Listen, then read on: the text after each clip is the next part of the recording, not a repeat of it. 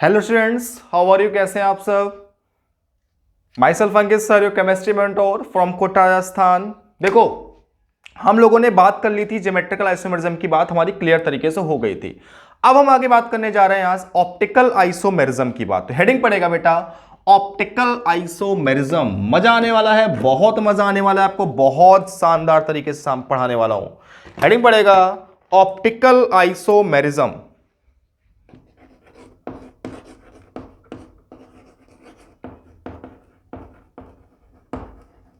Optical isomerism बेटा, देखो क्या होता है ऑप्टिकल आइसोमेरिज्म, मैं क्लियरली आपको बताऊं। देखो होता क्या है इसमें, हम क्या करते हैं कि इसमें हम जो हमारी ऑर्डिनरी लाइट होती है, ऑर्डिनरी लाइट का मतलब होता है जो सभी डायरेक्शन में मूव करती है, ऑल डायरेक्शन में प्रोपेगेट करती है। ठीक है, मैं आपको लिखाऊंगा कि ऑर्डिनरी लाइट भी क्या होता है, बताऊंगा। हम जब उस किसी ऑर्डिनरी लाइट को एक हम निकोल प्रिज्म से पास करते हैं तो वो क्या करता है, जो लाइट सभी डायरेक्शन मूव कर रही हो उसको एक सिंगल डायरेक्शन में कन्वर्ट कर देता है। और वो किसकी डायरेक्शन में करता है? परपेंडिकुलर डायरेक्शन में कन्वर्ट कर देता है। उसको बोलते हैं प्लेन पोलराइज्ड लाइट। जब इस प्लेन पोलराइज्ड लाइट को हम एक पोलराइमीटर मतलब एक ट्यूब से पास करते हैं, उस ट्यूब में एक सब्सटेंस होता है जिसका कंसंट्रेशन 1 ग्राम पर ml होता है और उसकी ट्यूब की जो लेंथ होती है वो 1 डेसीमीटर होती है। तो वो लाइट जो होती है वो इस ट्यूब के अंदर जाने के बाद क्लॉकवाइज और एंटी क्लॉकवाइज क्या हो जाती है? रोटेट हो जाती है, जिसकी वजह से क्या आ जाता है? और रोटेशन हो जाता है और इसकी वजह से एक आइसोमेरिज्म प्रोड्यूस होता है, उसको बोलते हैं ऑप्टिकल आइसोमेरिज्म। तो आप पहले लिखो, 2 लाइन लिखो। Those compound which have same molecular formula, those compound which have same molecular formula but different physical and chemical property, but different physical and chemical property towards plane polarize light, towards किसके towards? अब यहां से बात सुनना, towards ये due to, towards different, sorry मैं गलत बोल गया, towards different behaviour of plane polarize light, towards different behaviour of plane polarize light.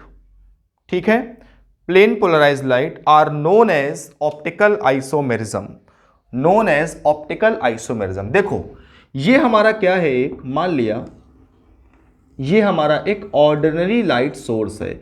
Ordinary light source का मतलब होता है वो लाइट जो सभी डायरेक्शन में क्या करती है? प्रोपोगेट करती है, इलेक्ट्रोमैग्नेटिक वेव की तरह होती है, मतलब ऑल डायरेक्शन में प्रोपोगेट करती है।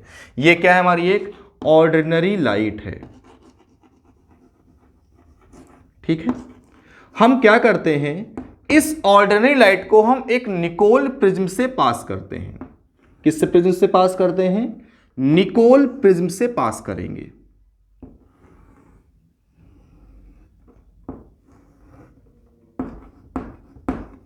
यह हमारा निकोल प्रिज्म होता है, इसको हम इससे पास करते हैं। जब हम इसको निकोल प्रिज्म से पास करते हैं बेटा, तो ये निकोल प्रिज्म क्या करता है? इस ऑर्डिनरी लाइट को किसमें कन्वर्ट कर देता है? प्लेन पोलराइज लाइट में कन्वर्ट कर देता है। प्लेन पोलराइज लाइट का मतलब होता है कि ये लाइट जो होती है ये केवल और केवल परपेंडिकुलर डायरेक्शन में मूव करती है, इस तरीके से मूव करती है, परपेंडिकुलर मूव करती है। इसको बोलते हैं plane polarize light, plane polarized light, PPL के नाम से शॉर्ट फॉर्म में पीपीएल बोलते हैं, इसमें कन्वर्ट कर देता है। क्लियर है? और जब हम इस प्लेन पोलराइज लाइट को एक ट्यूब से पास करते हैं और इस ट्यूब में क्या होता है, इस ट्यूब में एक सब्सटेंस फिलअप होता है जिसको बोलते हैं ऑप्टिकली एक्टिव सब्सटेंस, और इस ट्यूब की जो लेंथ होती है 1 डेसीमीटर होती है, सॉरी 1 ग्राम पर ml होती है, इसकी लेंथ 1 डेसीमीटर होती है। और इसमें जो सब्सटेंस है उसकी जो कॉन्सेंट्रेशन होती है वो कितनी होती है? 1 ग्राम पर ml होती है। क्लियर है? जब हम इसको इसमें पास करते हैं तो ये जो हमारी प्लेन पोलराइज लाइट है वो क्लॉकवाइज और एंटी क्लॉकवाइज क्या हो जाती है? रोटेट कर जाती है। कैसे? Clockwise and anti clockwise rotate कर जाती है। जो पार्ट क्लॉकवाइज रोटेट करता है उसे बोलते हैं डेक्स्ट्रो रोटेटरी, और जो पार्ट एंटी क्लॉकवाइज रोटेट करता है इसे बोलते हैं लीवो रोटेटरी। मेरी बात समझ में आई? पीपीएल का जितना पार्ट क्लॉकवाइज जाता है उसको बोलते हैं डेक्स्ट्रो रोटेटरी, और जितना पार्ट जाता है इसमें एंटी क्लॉक उसको बोलते हैं लीवो रोटेटरी। इसको शो करते हैं प्लस से, या इसको डी से शो करते हैं डेक्स्ट्रो को। इसे हम माइनस से या फिर इसको हम एल से डिनोट करते हैं लीवो रोटेटरी। क्लियर है ना? प्लस से या डी से या माइनस से या एल से डिनोट करते हैं। ठीक है ना? मेरी बात आ गई समझ में आपको? देखो बेटा होता क्या है इसमें, मैं आपको क्लियर बताऊं, एक सेकेंड। अब बात यह आती है कि इसमें जो हमारा ऑप्टिकल रोटेशन होता है ये किस पर डिपेंड करता है। ठीक है ना? तो एक हेडिंग पड़ेगा इसमें, स्पेसिफिक रोटेशन। हेडिंग पड़ेगा स्पेसिफिक रोटेशन, क्योंकि भाई ये क्या हो रहा है, प्लेन पोलराइज लाइट क्या हो रही है, रोटेट कर रही किसी एंगल से। इसको बोलते हैं स्पेसिफिक रोटेशन। स्पेसिफिक रोटेशन का मतलब होता है ये number of degree of rotation होती है। क्या होती है ये number of degree of rotation होता है, जिसे हम, ये क्या होता है, number of degree of rotation होता है, जिसे हम किस में ऑब्जर्व करते हैं, observe in a 1 decimetre tube, 1 decimetre length की ट्यूब में ऑब्जर्व करते हैं विद यूज, किसका यूज करके, साथ में विद यूज 1 ग्राम पर ml कॉन्सेंट्रेशन सब्सटेंस का यूज करके। ठीक है? तो एक डेफिनेशन अगर प्रॉपर वे में लिखना चाहते हो तो मैं आपको बता दूं, लिख लो, specific rotation is the number of degree of rotation is observe in a 1 decimetre cube is used and contain 1 gram and contain has a concentration is 1 ग्राम पर ml। मतलब ये जो 1 ग्राम पर ml कॉन्सेंट्रेशन है ना, ये किसकी है, ये एक ऐसा सब्सटेंस है जो कि ऑप्टिकली एक्टिव होता है। कैसा होता है? अब भी बात करूंगा आपसे कि ये ऑप्टिकली एक्टिव क्या चीज है, डिटेल में बात होगी, इसी के बारे में ही बात करनी है पूरे चैप्टर इसमें, ऑप्टिकल आइसोमेरिज्म में। तो ये स्पेसिफिक रोटेशन कुछ सिंबल होता है, अल्फा से डिनोट करते हैं, कहां से कहां तक, टी से लेकर लैम्डा तक, बराबर होता है थीटा अपॉन एल इंटू सी। थीटा अपॉन क्या होता है, एल इंटू सी होता है। ये जो अल्फा होता है बेटा, इस अल्फा को क्या बोलते हैं, ये अल्फा हमारा कहलाता है स्पेसिफिक रोटेशन। ये अल्फा क्या होता है, ये होता है स्पेसिफिक रोटेशन। ठीक है? जो हमारा थीटा होता है इसे क्या बोलते हैं, ये होता है हमारा ऑब्जर्व एंगल ऑफ रोटेशन। ये होता है ऑब्जर्व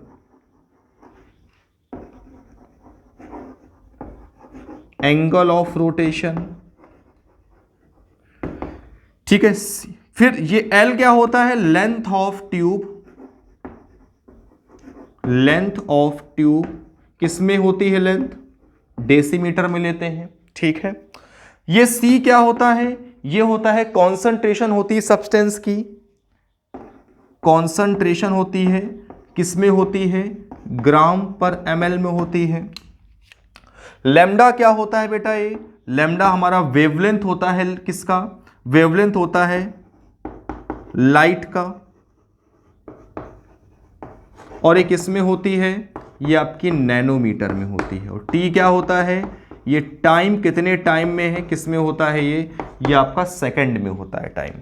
सॉरी, ये आपका टाइम, सॉरी मैं टाइम कह रहा हूं, टेम्परेचर होता है बेटा, किस टेम्परेचर में काम हो रहा है। और इस टेम्परेचर कितना होता है, 25 डिग्री सेल्सियस होता है।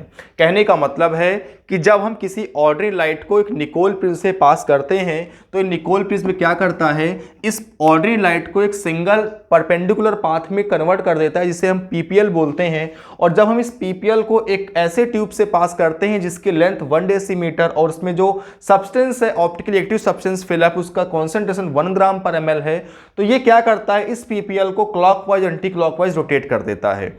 जो क्लॉकवाइज पार्ट होता है उसको बोलते हैं डेक्स्ट्रो रोटेटरी और जो एंटी क्लॉकवाइज पार्ट होता है उसको बोलते हैं लीवो रोटेटरी बोलते हैं। अब ये जो हो रहा है एक एंगल से किसी एंगल से रोटेट हो रहे हैं तो इसको बोलते हैं स्पेसिफिक रोटेशन।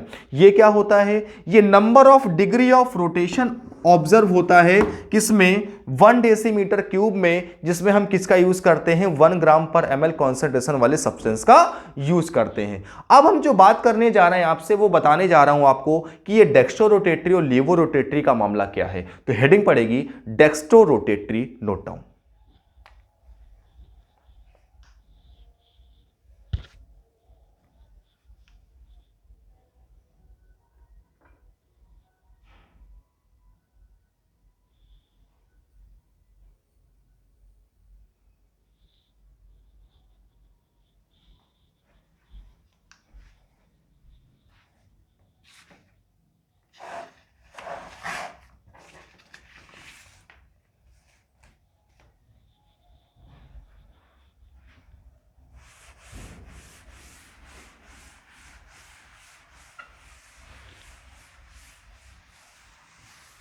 देखो बेटा हेडिंग पड़ेगी डेक्स्ट्रो रोटेटरी।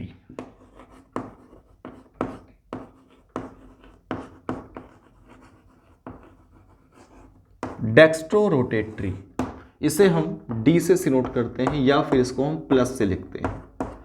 ये क्या होता है, देखो भाई सिंपल सा मतलब समझो, अगर हमारा जो सब्सटेंस है वो पीपीएल को क्लॉकवाइज रोटेट करता है, इसका मतलब उसे हम क्या बोलेंगे, वो कहलाएगा डेक्स्ट्रो रोटेटरी। क्या लिख सकते हो, if the substance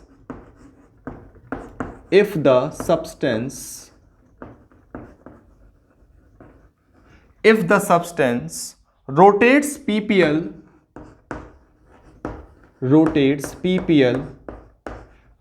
PPL to the right direction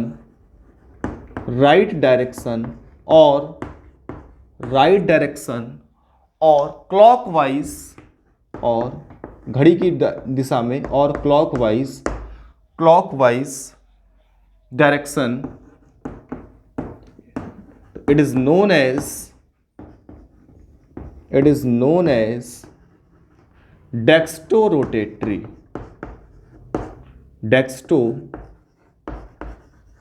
rotatory. ठीक है, ऐसे ही बात आती है लीवो रोटेटरी की। लीवो रोटेटरी, इसको हम L से डिनोट करते हैं या इसको हम माइनस S से डिनोट करते हैं। तो इसमें क्या होगा, if the substance rotate PPL to the left direction और anticlockwise direction known as laevorotatory. आप लिख सकते हो, लिख लो जल्दी से बेटा।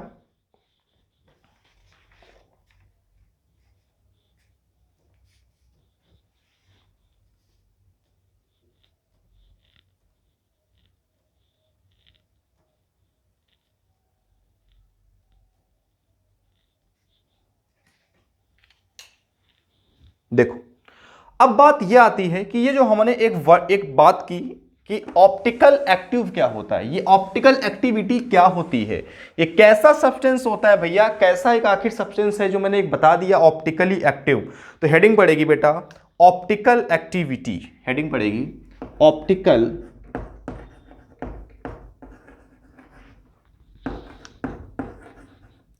एक्टिविटी। ये क्या होता है, देखो ऑप्टिकली एक्टिविटी का सिंपल सा मतलब होता है वो कंपाउंड जो कि पीपीएल को क्लॉकवाइज या एंटी क्लॉकवाइज डायरेक्शन में मूव कराता है। मतलब ऐसा कंपाउंड जिससे हम प्लेन पोलराइज लाइट को पास कराते हैं तो वो उस प्लेन पोलराइज लाइट को क्लॉकवाइज या एंटी क्लॉकवाइज डायरेक्शन में क्या कर देता है, रोटेट कर देता है। तो ऐसे कंपाउंड्स को क्या बोलते हैं, ऑप्टिकली एक्टिव सब्सटेंस बोलते हैं, और इसके जो फीचर्स होते हैं उसको बोलते हैं ऑप्टिकल एक्टिविटी। आखिर कैसे पहचाने कि कोई कंपाउंड हमारा ऑप्टिकली एक्टिव है, तो माय डियर उसके पास क्या क्या होना चाहिए। कोई कंपाउंड ऑप्टिकली एक्टिव कब होगा, जब वो कैसा होगा, वो हमारा एसिमेट्रिक होगा। कैसा होगा, एसिमेट्रिक होगा, उसमें सिमेट्री नहीं होगी। दूसरा क्या होगा, कायरलिटी होगी। क्या होगा, एक एक की बात करूंगा, कायरलिटी होगी, ठीक है ना। तीसरा नॉन सुपर इंपोजिबल मिरर इमेज होगी, नॉन सुपर इंपोजिबल मिरर इमेज होगी, नॉन सुपर इंपोजिबल मिरर इमेज। तो अगर ये चीजें हैं किसी कंपाउंड के अंदर, इसका मतलब कि वो कंपाउंड कैसा होगा, ऑप्टिकली एक्टिव कंपाउंड होगा। कैसा होगा, ऑप्टिकली एक्टिव कंपाउंड होगा। अगली बात, ऐसी फीचर्स या इन प्रॉपर्टी के होने से वो कंपाउंड क्या करेगा, वो कंपाउंड किसी भी प्लेन पोलराइज लाइट को क्लॉकवाइज और एंटी क्लॉकवाइज डायरेक्शन में क्या करेगा, रोटेट कर देगा। क्लियर है। देखो अब बात ये आती है कायरलिटी क्या होता है। देखो एसिमेट्रिक सिमेट्रिक की बात हम बाद में करेंगे, पहले हम बात करेंगे कायरलिटी की, कि आखिर ये कायरलिटी क्या होती है। देखो माय डियर, कोई चीज कायरल कैसे होता है, कायरलिटी या कोई भी हमारा कायरलिटी से मतलब है कि अगर जिसके पास कायरल सेंटर होगा तो वो कंपाउंड कायरलिटी शो करेगा, उसको या वो कायरल होगा। देखो कायरलिटी का मतलब है कोई भी सेंटर कायरल तब होगा जब वो कैसा हो बेटा, वो हमारा sp3 हाइब्रिडाइज्ड हो। और देखो sp3 हाइब्रिडाइज होने से सिंपल सा मतलब है उसमें क्या होगा, या तो 4 सिग्मा बॉन्ड होंगे और या तो 3 सिग्मा होंगे और एक लोन पेयर होगा। अब देखो बड़ी बात यह है, 4 सिग्मा से, उन चारों सिग्मा बॉन्ड से जो एटम लगा होगा, मतलब उस सेंट्रल एटम से जो बॉन्डेड एटम या ग्रुप ऑफ एटम होगा, वो डिफरेंट होना चाहिए, वो सेम नहीं होना चाहिए। जैसे हम बात करें कार्बन की, ये कार्बन हमारा कायरल कब होगा, जब इसके चारों बॉन्ड से लगे हुए ग्रुप या atom of group of atom different होंगे, मतलब ए बी डी और ई। अगर कोई भी एक कॉमन हो गया, अगर ये ए हो गया या बी हो गया, मतलब कि कायरल सेंटर या किसी कार्बन से या किसी सेंटर से लगे हुए चारों ग्रुप से कोई भी 2 ग्रुप या 2 एटम सेम हो गए, इसका मतलब वो हमारा सेंटर कायरल नहीं होगा। क्लियर है। अगर हम एग्जांपल से आपको बेहतर समझाएं तो आप कहोगे, देखो ये सी है, OH H NH2 और CH3, ये कंपाउंड हमारा कायरल है और ये वाला कार्बन कायरल सेंटर कहलाएगा और इसके अंदर कायरलिटी प्रेजेंट है। इसको क्या बोलेंगे, ये हमारा सेंटर कैसा है, ये हमारा सेंटर बेटा कायरल है और इसके अंदर कायरलिटी है, ये हमारा ऑप्टिकली एक्टिव कंपाउंड है। एक चीज याद रखना, जरूरी नहीं कि हर कोई कायरल सेंटर वाला कंपाउंड ऑप्टिकल एक्टिव हो। देखो कायरलिटी होनी चाहिए, लेकिन अगर कायरलिटी होने के साथ साथ अगर उसमें कोई सिमेट्री आ गई तो वो कंपाउंड हमारा अकायरल हो जाता है। इसकी बात हम नेक्स्ट लेक्चर में करेंगे, आपको डिटेल में समझाएंगे, मेरी बात समझना, ठीक है। देखो जरूरी, आप सिंपल सा ये कह सकते हो क्या हर कायरल सेंटर वाला कंपाउंड ऑप्टिकली एक्टिव होगा, नहीं, ये स्टेटमेंट रॉन्ग है। वो तब होगा जब वो कायरल सेंटर वाला कंपाउंड हमारा असिमेट्रिक हो। ए का मतलब नॉट सिमेट्री, मतलब सिमेट्री जिसमें सिमेट्री ना प्रेजेंट हो। हम अगले लेक्चर में सिमेट्री की बात करेंगे, centre of symmetry, plane of symmetry and axis of symmetry की हम डिटेल में बात करेंगे, ठीक है। वहां मैं आपको एग्जांपल्स दिखाऊंगा कि जिनमें कायरल सेंटर होगा लेकिन सिमेट्री की प्रेजेंस की वजह से वो कंपाउंड क्या हो जाएगा, ऑप्टिकली इनएक्टिव हो जाएगा। लेकिन अगर किसी कंपाउंड में सिमेट्री है, सिमेट्री नहीं है, भले कायरल ना हो, तो वो भी हमारा ऑप्टिकली एक्टिव हो जाता है, ठीक है ना। देखो जैसे सल्फर है, सल्फर से हमने क्या किया, ये OH लगा दिया, ये Cl है, ये Br है और ये हमने क्या किया, यहां हमने NH2 लगा दिया। तो भाई इस सल्फर से चारों ग्रुप कैसे हैं, यहां पर सॉरी मैं गलती कर दी थोड़ा सा, यहां डबल बॉन्ड OH होगा, ये O16 है, सॉरी 6 होते हैं, और O18 लगा दिया हमने। तो भाई इस सल्फर से चारों ग्रुप डिफरेंट हैं। कैसे? ये भाई O16 ये O18 है जो डिफरेंट है, इसका मतलब ये सल्फर कैसा होगा? कायरल होगा। लेकिन अगर हम एक एग्जांपल देखें, ये वाला COH, यहां भी OH, HCH3, तो कि ये वाला हमारा कार्बन कायरल होगा? नहीं सर, क्योंकि इस कार्बन से 2 सेम ग्रुप लग गए जिसकी वजह से ये कायरलिटी नहीं शो करेगा। अब मेरी बात क्लियर हो गई? अच्छा, अगर मैं आपसे पूछूं कि जरा बताओ ये हमारे रिंग से लगा हुआ कार्बन कायरल है क्या? इसमें कितने कायरल सेंटर हैं? तो देखो, इस वाले कार्बन को लो, इस वाले कार्बन से क्या लगा है? Br, एक क्या लगा है? H, इधर क्या है? CH2, और इधर भी क्या है? CH2। अभी सेम है, थोड़ा आगे बढ़ेंगे। इस वाले कार्बन से CHOH लगा है और इस वाले कार्बन से CH2, मतलब चारों ग्रुप डिफरेंट है। इसका मतलब ये वाला कार्बन कैसा होगा? कायरल होगा। अब इस वाले कार्बन पे आओ, 2 हाइड्रोजन सेम, बात ही खत्म। इस वाले पे आओ, इस वाले कार्बन से एक OH है, एक हाइड्रोजन, 2 तो ये हो गए। इधर चलेंगे CH2, इधर भी चलेंगे CH2, इक्वल डायरेक्शन में चलते हैं। आगे बढ़े तो ये CHBr, और आगे बढ़े तो यहाँ CH2। इसका मतलब इस भी कार्बन से चारों डिफरेंट हैं। थोड़ा आगे बढ़ जाते हैं, ध्यान रखना अगर सेम मिल जाता है तो। यहाँ पर कितने कायरल सेंटर हैं? यहाँ पर आपके 2 कायरल सेंटर हैं बेटा। कितने हैं? यहाँ पर 2 कायरल सेंटर्स हैं। एग्जाम्पल देखो यहाँ पे अगला,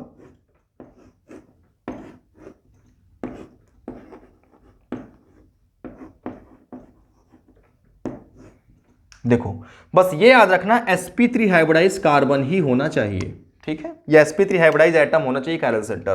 देखो इस कार्बन को पकड़ो, इस कार्बन से क्या लगा है? एक तो CH3 है, दूसरा हाइड्रोजन है, तीसरा डबल बॉन्डेड CH है, चौथा CHOH है। इसका मतलब ये वाला कार्बन कायरल सेंटर होगा।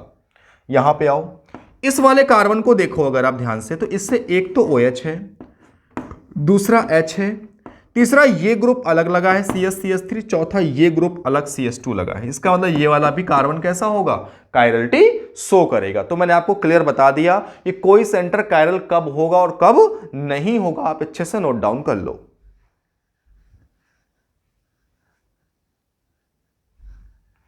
जल्दी से नोट डाउन करो बेटा।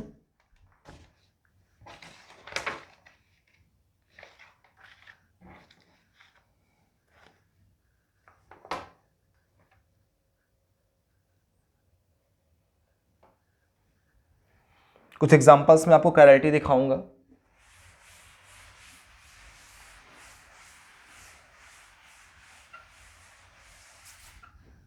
देखो आपको बताना है कि कितने कायरल सेंटर प्रेजेंट है। बहुत अच्छे अच्छे एग्जांपल से आपको समझाऊंगा।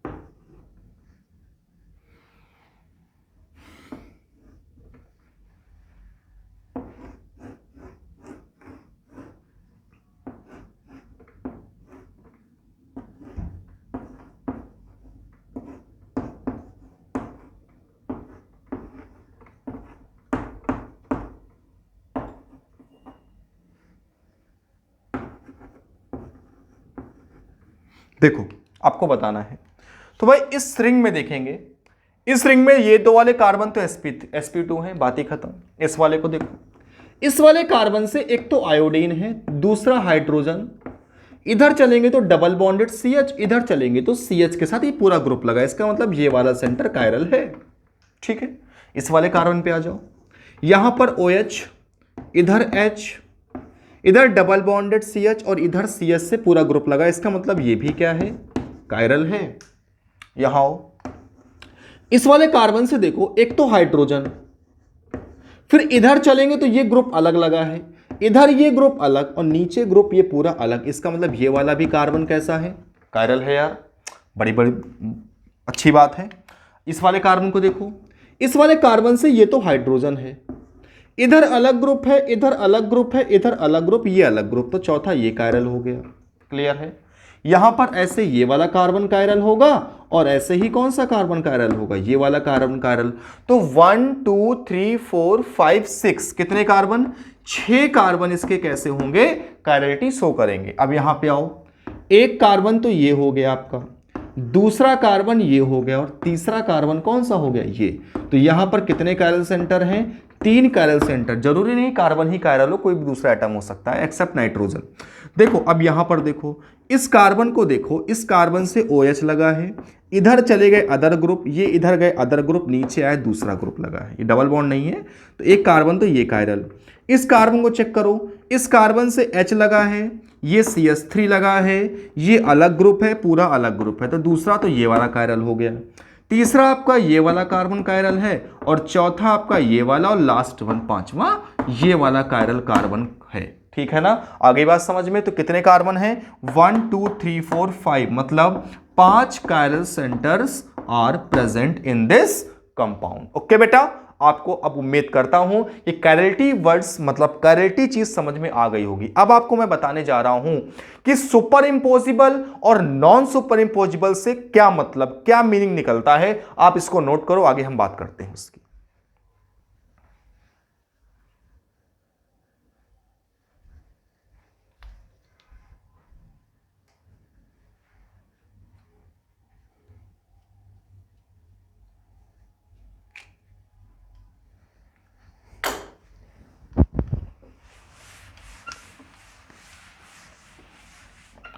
देखो बात ही हो है कि सुपर इंपोजिबल क्या होता है, ध्यान समझना बेटा। सुपर इंपोजिबल, यहां लिख रहा हूं सुपर इंपोजिबल,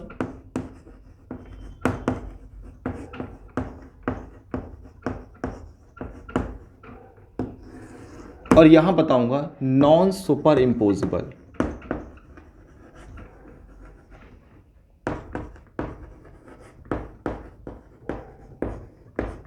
क्या होता है देखो, जैसे बेटा ये एक लेटर है ए, इस लेटर ए को हमने क्या किया, इसको अपना चेहरा दिखाया कि देख बेटा अपना चेहरा, इसके सामने हम लाए और मिरर रख दिया, तो इसकी चेहरे की इमेज ये बनी। क्लियर, क्लियर है ना। अब हमने क्या किया, इस मिरर इमेज को उठाया और इसके ओरिजिनल वाले के ऊपर रख दिया, तो ये पूरा का पूरा क्या हो गई, सुपर इंपोज कर गई। मतलब जैसे उठाया वैसे ही रख दिया, तो पता नहीं चला कि ओरिजिनल कौन सा है। इसका मतलब इसे बोलते हैं सुपर इंपोज कर गया। क्या कर गया, सुपर इंपोज कर गया। अब देखो जैसे ये P है,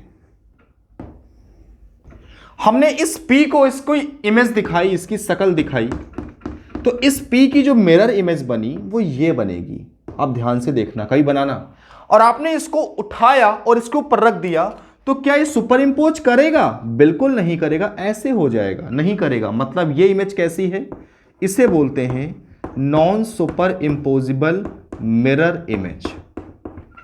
तो अगर हमारा किसी कंपाउंड में कायरलिटी भी है और वो नॉन सुपर इंपोजिबल मिरर इमेज देता है, इसका मतलब वो कैसा होगा, ऑप्टिकली एक्टिव होगा। याद रखना, नॉन सुपर इंपोजिबल मिरर इमेज ही होना केवल ऑप्टिकल एक्टिविटी नहीं बताता, नॉन सुपर इंपोजिबल मिरर इमेज होने के साथ साथ उस कंपाउंड में कायरलिटी प्रेजेंट होनी चाहिए, तभी वो ऑप्टिकल एक्टिव होगा। मेरी बात नोट कर लेना बेटा, बहुत इंपॉर्टेंट चीजें बोल रहा हूं जो आपके एग्जाम में काम आएंगी। ओके, ठीक है। अगर हम किसी एग्जाम्पल के थ्रू बात करें तो देखना बेटा, जैसे कार्बन है, इस कार्बन से हमने क्या किया, एक ये COOH हमने कहां लगाया, एक मिनट सॉरी, इस कार्बन से हमने ये COOH, इधर हमने OH लगाया, H और ये CH3। जैसे ये आदमी खड़ा है, ठीक है, ये इसके 2 हाथ हैं, ये इसका सर, इसका पैर है। जब कोई भी ह्यूमन या हम लोग सब मिरर देखते हैं तो ऐसा तो नहीं होता कि सर ऊपर हो जाए, पैर सर नीचे पैर ऊपर हो जाए, ऐसा नहीं होता। हमारे हाथ की डायरेक्शन चेंज हो जाती है। तो जब इसको इसकी मिरर इमेज दिखाई, देखो इसके अंदर कायरलिटी है भाई, ये कंपाउंड कायरल है क्योंकि इस कार्बन के पास कायरलिटी है। तो इसकी जो देखो ये इसके सर और पैर हैं, तो ये तो चेंज नहीं होंगे, ये ऐसे ही रहेगा। लेकिन इसकी डायरेक्शन चेंज हो जाएगी CH3 की और OH की। अब CH3 कहां आ जाएगा, यहां, और OH कहां आ जाएगा, यहां आ जाएगा। अब आप क्या करो, इसकी मिरर इमेज को उठाओ, इसके ऊपर रख दो, तो आप क्या देखोगे, इस OH के ऊपर कौन आएगा, CH3, और इस CH3 के ऊपर कौन आएगा, OH। मतलब ये क्या हो जाएंगे, नॉन सुपर इंपोजिबल, मतलब सेम चीज ही ऊपर आनी चाहिए। तो ये आपस में क्या हो गए, ये हमारे नॉन सुपर इंपोजिबल मिरर इमेज देंगे। मतलब ये कैसे होंगे, ऑप्टिकली एक्टिव सब्सटेंस होंगे। मतलब अगर हम इस सब्सटेंस से PPL को पास कराएंगे तो ये क्या करेगा, ये उस PPL को क्लॉकवाइज और एंटी क्लॉकवाइज क्या कर देगा माय डियर, वो रोटेट कर देगा। आ गई बात समझ में। जैसे देखो ये हमारे हाथ की उंगलियां हैं, ये है जैसे, तो अगर हम इनको मिरर के सामने बेटा रखेंगे तो इसकी जो इमेज बनेगी वो ये बनेगी, ठीक है, ऐसी बनेगी। तो जब हम इस इमेज को इसके ऊपर रखेंगे तो देखो, सॉरी, ऐसे बनेगी। तो क्या करेंगे, देखो ये हमारी उंगलियां हैं, ये 5 उंगलियां हैं, ठीक है। इनकी मिरर इमेज को हम क्या करें, ऐसी होगी, तो उस इमेज उठाएंगे और ऐसे रख देंगे। तो देखो ये अंगूठा क्या है, अलग अलग आ रहे हैं, और हर उंगली के ऊपर सेम उंगली नहीं आ रही, फिंगर नहीं आ रही। इसका मतलब क्या हो जाएगा, ये नॉन सुपर इंपोजिबल हो जाएंगे। कैसे हो जाएंगे, नॉन सुपर इंपोजिबल हो जाएंगे। और नॉन सुपर इंपोजिबल का मतलब ही होता है कि ऑप्टिकली क्या हो जाएंगे, इनएक्टिव हो जाएंगे, सॉरी एक्टिव हो जाएंगे। क्लियर है मेरी बात, आगे बात समझ में। देखो हमने यहां तक बात कर ली। अब नेक्स्ट लेक्चर में हम बात करेंगे सिमेट्री की, बात करेंगे कि कोई कंपाउंड हमारा सिमेट्रिक कब होता है कब नहीं होता, आखिर वो कौन कौन सी चीजें हैं जिससे हम पता करते हैं उस कंपाउंड में कौन कौन सी सिमेट्री प्रेजेंट है। क्योंकि मेनली हमारे सिलेबस में 3 सिमेट्री हैं, एक है प्लेन ऑफ सिमेट्री, एक है हमारा सेंटर ऑफ सिमेट्री, और तीसरा है हमारा एक्सिस ऑफ सिमेट्री। आपको बेहतरीन तरीके से एग्जाम्पल दे के और ट्रिक बता के बताऊंगा। आपसे अगर सोते में कोई क्वेश्चन पूछेगा ना कि बताओ इसमें सिमेट्री है या नहीं, तो आप बेधड़क जवाब दोगे, इस बात का आपसे फुल्ली कमिटमेंट है। ओके, तब तक के लिए पढ़ते रहना है, बिल्कुल यार शैतानी नहीं करनी, बिल्कुल मस्ती नहीं, मस्ती करनी है, पढ़ाई की बात करनी है। ओके, तब तक के लिए गुड लक, थैंक यू।